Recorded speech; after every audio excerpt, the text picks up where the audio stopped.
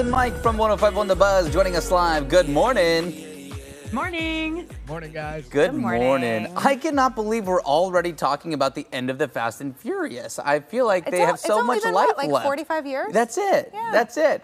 Okay, so in theory, the franchise is finally supposed to come to a close, but apparently we're all confused now.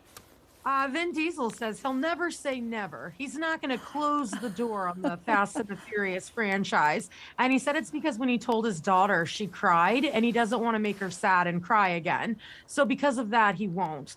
I also think maybe it makes his bank account cry. Yeah. I was going to say, did he tell his daughter? Did he tell his daughter this is the last one, or did he tell his daughter this is the last one? And it brought in hundreds of millions of dollars this weekend when it opened in the box office.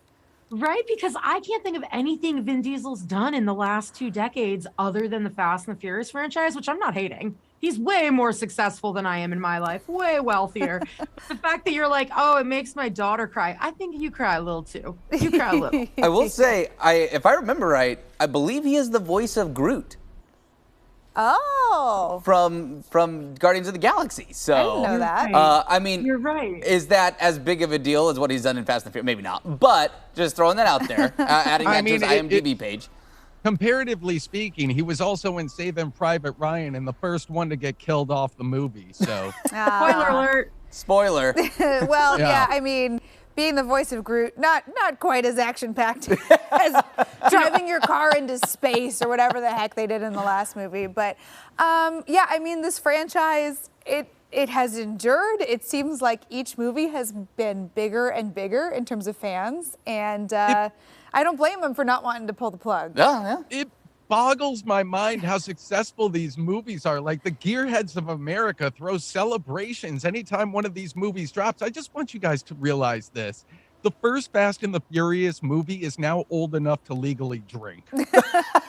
Yeah, it's been a while. And this whole thing, they're going out and they're promoting and doing the interview circuit. And there was a missed opportunity because apparently Keanu Reeves had the chance to be in the franchise twice. Wow. And I think that would have really taken it to the next level because he was so great in Speed. Could you imagine if he took a bus to the moon with the cars? Oh my gosh. Man. Maybe that's what's to come. Maybe there will be a Fast and Furious Speed crossover. Just still on the up table. In a whole other universe. I don't think know. Sandra Bullock would say yes to that.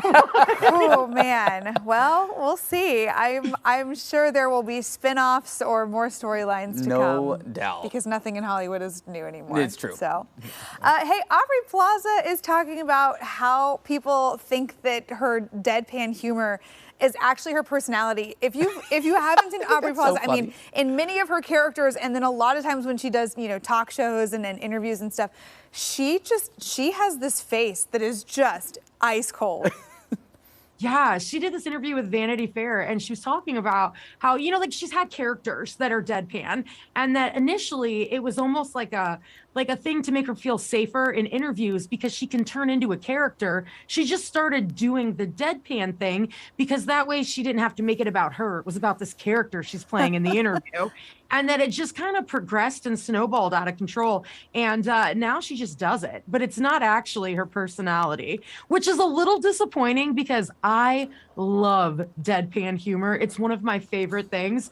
And I like the idea of her being like that. Oh, yeah. I can't picture her not deadpan though. Right? Like I can't, like if she were on the show and we were to interview her, like I can't picture her being bubbly necessarily. I think if she was smiling, I would be afraid. I would be worried that some maniacal thing was about to happen, Luckily, she said, though, for interviews, that's where she is deadpan. So she'd be playing that character right with you. Yeah. Wonderful. But to get to know her on a real level where she would be like, I don't know. Maybe she's really boring in real life if she's not playing a character. Like, there's so many possibilities. I need to still think that she hates me. I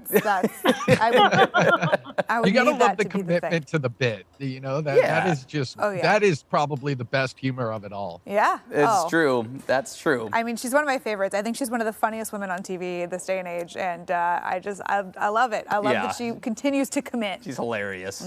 All right, guys. Well, we will see you tomorrow. Bye, friends. Bye. Have a good one. And as always, you can listen to Liz and Mike every weekday morning on 105.1 The Buzz.